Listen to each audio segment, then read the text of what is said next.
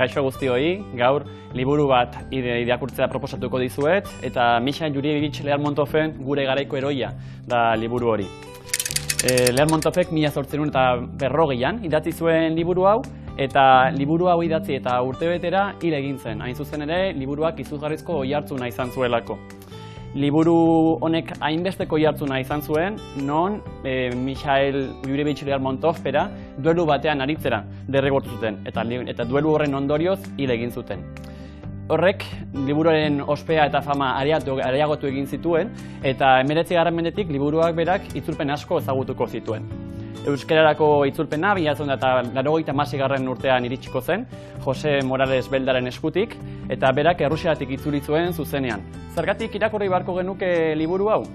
Tira, niri gustatu zait liburua arrazoi ezberdinengatik. Arrazoietako bat da, hain zuzen ere, Lermontovek egina izan zuela, berak ere esan zuen bezala, garai hartako ez bakarrik pertsona baten, baizik eta garai baten erretratua.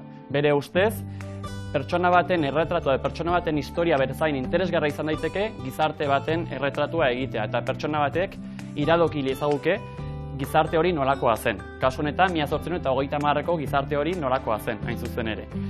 Ez hori bakarrik, oso ondo asko gustatu zait, nola berak, Lermontovek, deskribatzen digun Petxorin heroia, eta Petxorin heroia lehen esaten nuen bezala, da pertsona bat arroputza, da pertsona bat nahiko egoista, da pertsona bat oso urrutikoa, misterioz betetakoa.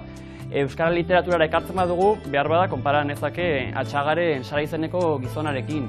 Gogoratzen baldin badugu hor bada Zumalakarregi generala, eta Zumalakarregi generalak esango nuke hemendik ere asko duela.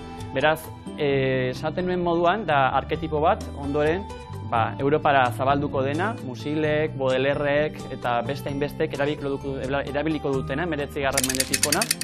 Eta beraz, iruditzen zait, dela liburu bat munduko literatura eta gurean ere egin duguna edo egiten duguna ulertzeko lagungarria izan daitekena.